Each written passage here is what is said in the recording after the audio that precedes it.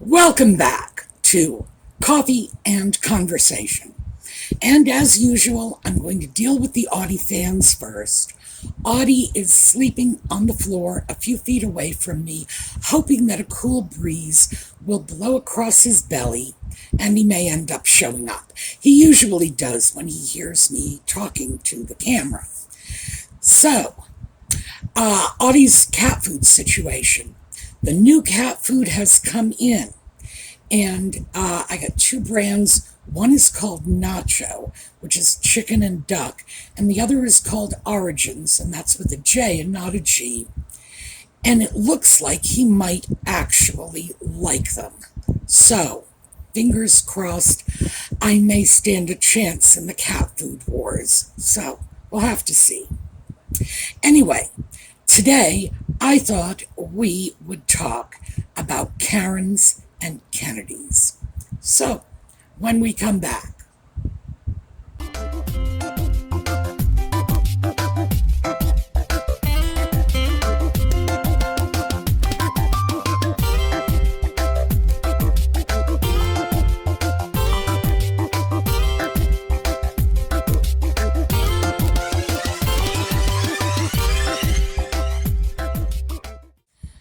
Well, I have my coffee here, and of course, Black Cat Cup, and we'll see if the real Black Cat joins us.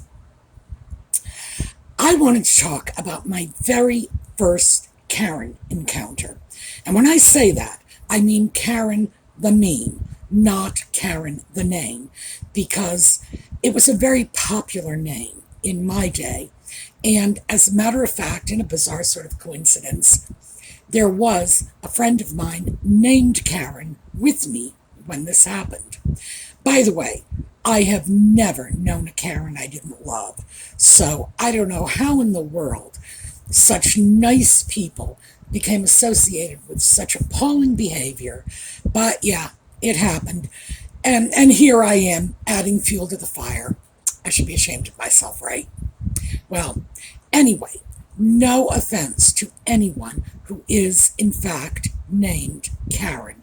I always thought it was a great name, and I used to wish my name was Karen when I was little. So, yeah, I know, dodged a bullet there. My first Karen encounter took place on June 10th, 1968, at about 3:45 in the afternoon. And I can be very, very specific about this, because June 10th, 3:45, Monday, I was walking home from school with my friend Karen, and we stopped at a local deli to get pickles, because I know this is going to sound like something like right out of the Andy Griffith show. We had a deli that had a big pickle barrel, and you would just get your pickle, you'd pick your own out of this big barrel full of pickle brine, and they were like 5 cents a piece. And when the weather got warm, we would just go in, grab a pickle, and munch it on the way home. And I know, it sounds strange, but now I should also mention that I was 13 and I believe Karen was 14. So we're young. We were in the 8th grade. The reason I remember the date so vividly is this is 2 days after Bobby Kennedy was assassinated. And this incident took place in a suburb of Boston. So we're talking Kennedy country. And that whole day in school, everybody was kind of shell-shocked, because it's important to remember this was only 5 years after John Kennedy had been killed. And political assassinations in general are scary. But when twice, brothers, 5 years apart, it was just flooring. And in the greater Boston area, it was especially so. As a consequence, everybody in school all day long had been talking about absolutely nothing else except the Kennedy assassination, the second Kennedy assassination. And my friend and I, of course, were talking about it on the way home from school. And the general gist of the conversation was that the Kennedy family had been plagued with incredible misfortune. And for those of you who are not familiar, particularly my friends overseas who may not be aware of this, although I expect my friends in the UK are, in 1943, Joe Kennedy Jr. was killed in the Second World War. A few months later, his sister Kathleen married the son and heir of the Duke of Devonshire. 5 weeks later, he was killed in the Second World War. 5 years after that, Kathleen was killed in a plane crash along with her new fiancé, who was another British aristocrat, and I do not recall who he was, but he was a British aristocrat, let me put it that way. One way or another, that young woman was getting a title. But after that, we have a little bit of a gap. 1963, John Kennedy was assassinated, November 22nd, for those of you who don't recall, and a landmark day in the lives of people my age. And then, of course, June 8th, 1968, 5 years later, his brother Bobby was killed. However, someone in one of our classes, and I do not recall which, I think it was the teacher, had also thrown in Rosemary Kennedy. Now, she was the eldest of the Kennedy daughters, and her story is absolutely tragic. We didn't even know the half of it back in 1968, but it was just appalling. She was institutionalized, and my friend Karen and I, we were talking about just the Kennedy curse, is what it was beginning to be called. And specifically, we were talking about Rosemary Kennedy. And now here's the interesting thing. Around this time, June 12th, 1968, so 2 days later, the movie Rosemary's Baby premiered. But in the lead up to the movie, the production company had all kinds of posters reading "Pray for Rosemary's Baby." And, they wanted to drum up interest in the movie. And my friend and I were talking, and I think she had said, "Do you think Rosemary Kennedy is having a baby? And that's what this is all about." And I had said something to the effect of, "Gosh, I don't know, but if she is, this would be yet another tragedy." So we're in the delicatessen. We are over at the pickle barrel, and we are talking about this now. We were polite children. We were not screaming. We were having a normal conversation, normal voice level, just talking amongst ourselves. And in walks a Karen. By the way, I subsequently found out she was the mother of another friend of ours, which was very embarrassing.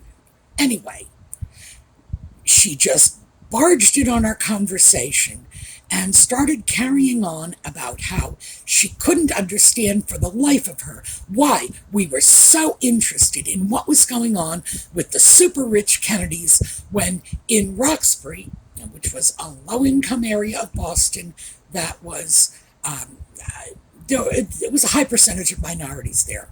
When in Roxbury, people were going hungry every week, and on and on and on. This whole starving people in Roxbury, and I had no idea why she was dumping this on us. Now, of course, back in those days, children were polite. We were just stunned by what she was saying, and we didn't argue with her. Neither one of us said a single word to her. We just got our pickles, we dropped our nickels on the counter, and scooted out the door while she's yelling after us. That was my first Karen. And the interesting thing about that is the whole experience obviously stayed with me because, we're talking almost 50 years later, and I am still able to give you all of the grisly details. It was a frightening experience. To this day, I have no idea why this woman went off on us. I have no idea why any woman or man would go off on a couple of teenagers, and we were young teenagers too, talking about the Kennedy assassination and the difficulties the Kennedy family was experiencing. Because as I look back on it, I have to say that was awfully compassionate of us. We were not usually that compassionate. We were teenage girls. Mostly what we talked about was teenage boys. And this was sort of our moment of altruism, I guess. And certainly in that particular environment, it was not anywhere that we would have expected it. But the thing that stayed with me mostly about that is this comparing misfortunes. That was the part that ate away at me. It's like, yes, she was yelling at us. Yes, it was uncalled for. It was frightening. It was unsettling. We had done nothing to deserve it. I consider it a complete outrage to this day. But moreover, what she was saying was so fundamentally flawed. Just because people in Roxbury or anywhere else in the world are having a difficult time does not negate the experiences the Kennedy family went through. Now, I'm not saying we should all just, let's go throw a pity party for them. Obviously, this is a very strong family. They made it through.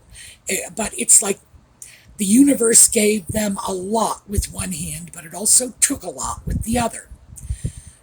Why is this a thing that in order for someone to feel bad about one set of negative circumstances, one must feel bad about all sets of negative circumstances? Why do we feel this need to compare misery as if it's a game show? These people are more miserable than those people. Something is flawed in this. And I've noticed this is something I've sort of carried with me throughout life. Why is it that if someone says, I'm having a bad time, someone else needs to say, well, people died in concentration camps. Keep some perspective.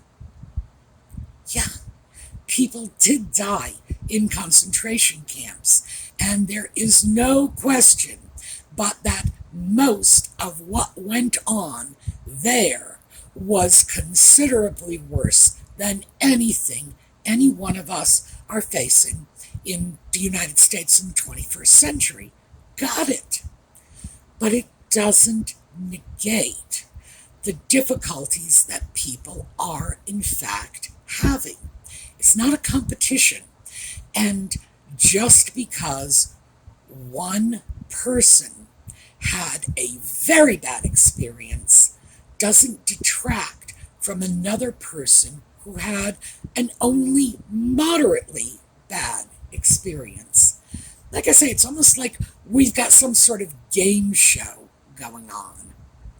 So that was what I decided I was going to throw out today, mostly because I've been watching videos about Karens lately. That's sort of the overall trigger. And I've also been following comments on some YouTube channels. And I think that's contributed to this too, that sense of someone will say, well, this is a set of bad circumstances. And some commenter will just pull out their phone or sit at their keyboard and say, well, it's not as bad as this. Yeah, who said it was? Why is it? And why do we feel this way? I'm starting to think, though, that Karens, just to scoot away from the competition of misery, go over to the other part of this video, which is Karens. I'm starting to think that Karens, in some cases, are really being significantly misjudged. Sorry about that brief interruption. We had 4 fire trucks go by, and the sirens were deafening. Also, it just started raining, which means our hot spell is about to wash away. I'm happy about that, by the way, because my grass was starting to resemble shredded wheat. It was crunchy when I walked on it, and it was definitely turning brown in places. So we can use the rain. And not just me personally, because I don't really care that much what my lawn looks like, but I'm surrounded by farmland and they need the rain. So, Karens. I am starting to wonder, having been watching a lot of Karen videos on YouTube, and many of these videos come from TikTok, so I'm getting a chance to see both. I'm starting to wonder if Karens are not getting unjustly damned, tarred with the same brush, if perhaps we don't have a situation in which we are shaming anybody who wants to stand up for their rights as a consumer, anybody who wants to make sure their neighborhood is safe. Now, of course, I have very little sympathy for the crazy Karens, male and female, who trash stores and throw around verbal and physical abuse at people simply because they're having a bad day. That's just not okay. But I do live in an area, as you know, because I've mentioned this, I live in an area where we have a lot of elderly people. And when a strange car shows up in my neighborhood, I do keep an eye on it, absolutely, because I have elderly neighbors who live alone, just them. In one case, I have a widow across the street. She's in her 80s, an elderly couple in their late 80s next door to her. What on earth would happen to them if someone broke into their house? Now, we have no crime here. Really, we don't. It's a tiny little village. The biggest crime that happened here was about 6 years ago, I think, when my next door neighbor had a number of trucks parked in his driveway, and apparently some kids were walking by. I assume it was kids, because they opened all of the car doors. They weren't locked. Well, one of them was locked. No one touched it. Went into the cars and pulled the coins out of their little change cups. So, yeah, they probably walked away with about $5 worth of change from all 3 of those cars combined.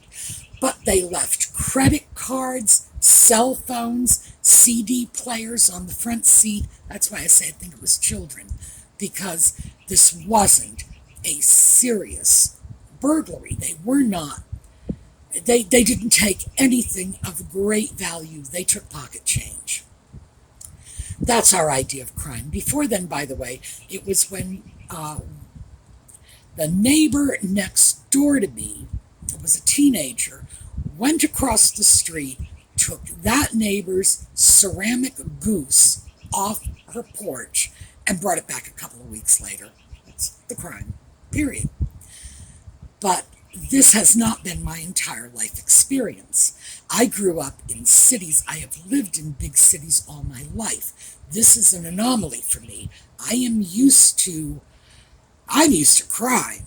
So when I see a strange car, scooting around the road at a very slow speed, I will watch it. Now, they may just be looking for a turn, a little lost, can't find the intersection. On the other hand, they may be casing one of the homes of one of my elderly neighbors, thinking, oh, well, I will just go in there and have some fun. So of course I keep an eye on the neighborhood. I hope when I end up in my 80s, because I'm not too far from that, that somebody will keep an eye on my house. We need to do this. And I'm wondering if the people, the men and women who leave their homes and accost people parked on the street for a little too long, I wonder if that's not what's going on for them. If they really are just crackpots who can't stand the idea that somebody's parked on their street, which is, in my opinion, kind of the definition of a crackpot, or if they are simply concerned neighbors. I don't know how many times homes may have been burglarized in their neighborhood. I do not know if they too have elderly neighbors and they're just keeping an eye out for them. But I am starting to come to the conclusion that in some cases, these so-called Karen videos are intentionally being escalated. The Karen experience is being escalated for the sake of the video. There were a couple that I saw where people were upset and the person taking the video was just egging them on. Just continue. If they had just shut up, the Karen would have gone away. But they're just perpetuating the drama. And that's starting to concern me because I have no problem with kids making TikTok videos. It's like, hey, I'm making videos. I could just as easily be doing this out at the mall, and I have taken film footage for my videos out in many, many public places. I've done this a lot. So I have nothing against this, but I do think when you're no longer an objective observer, but you are actually part of the problem, this is an issue. And now that I'm sort of come to some awareness of this, I'm starting to watch these Karen videos a little more critically.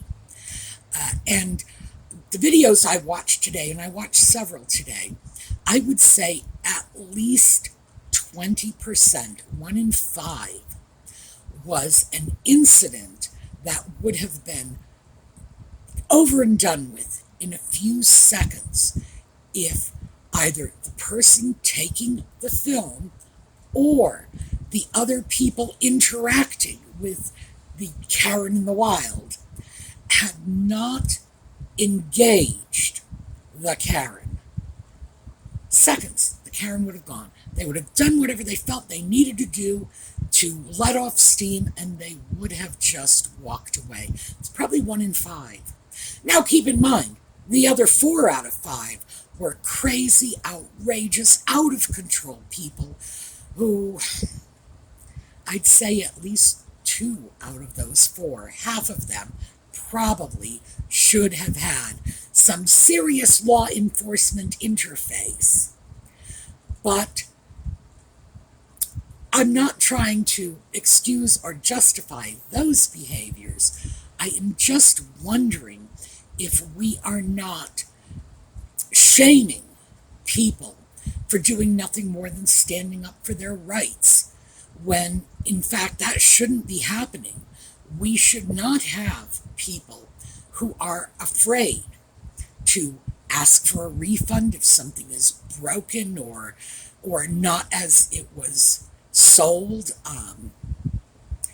We shouldn't do that. Certainly, we shouldn't be criticizing people who are complaining if the neighbor is letting their dog poo on their lawn. The problem is we don't really know what triggers most of these so-called Karens in the videos. We don't know. I don't know. It's just something I'm thinking about. I don't have an answer for it. I am glad that people who are truly behaving in outrageous ways are getting publicly shamed. A lot of the videos I've seen are people who are clearly out of control racists. They deserve to be shamed, no question about it. Some of them, frankly, appear to me to be mentally ill, and I'm not sure they deserve to be shamed. When I look at some of those crazy Karen videos and I think to myself, is this normal? Is this something that even an angry, pushed to the limit person in their right mind, is this something they might be considering doing? Or is this behavior so far beyond the range of appropriate that we have to question whether or not mentally ill people are being shamed? That too bothers me. And it's the same thing with, let's shame the racists, but we can't shame the mentally ill. It's simply opposite sides of the same coin. You do not abuse people because of their race, and you do not abuse people because of their incapacity to function in society. So I don't know. I'm playing with this. So I think what I'm going to do is I'm probably going to watch more of these Karen videos in the future because they're fun. And just start to make notes on how many of these I think are clear-cut cases of people who deserve public shaming. How many of these are situations in which we don't have enough information to judge, and how many are just what I consider to be normal people maybe having a bad day and having that bad day exacerbated by someone in order to get views on social media.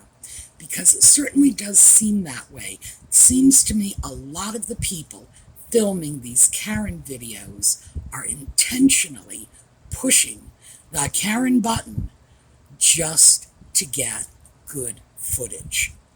And if that's the case, that reflects on all of us. That reflects poorly on me as a YouTube content creator. That certainly reflects poorly on any of the YouTube content creators who are broadcasting like TikTok videos when they might not know what's going on. And there are a few I watch who do that. They're social media commentators. Reflects poorly on them if they are giving voice to people who are, in fact, intentionally fueling the Karen fire for clicks, for views. So I'm going to keep an eye on that. I guess bottom line on the Karens is let's not be so quick to judge. Let's not be so quick to label anyone who's having a bad day or anyone who needs to talk to a manager, anyone who wants to know why someone's parked in front of their elderly neighbor's house. Let's not be so quick to judge. Let's not be so quick to shame them as a Karen. So, that's what I have for you today. Audie did not come and join us. So, we are going to go out with an Audie video along with my neighbor in her 80s so that you can see I'm not making that part up. I really do have elderly neighbors here. And this is going to be the video of Jane playing with Audie, which frankly I love because Audie adores Jane. She spoils it rotten, by the way.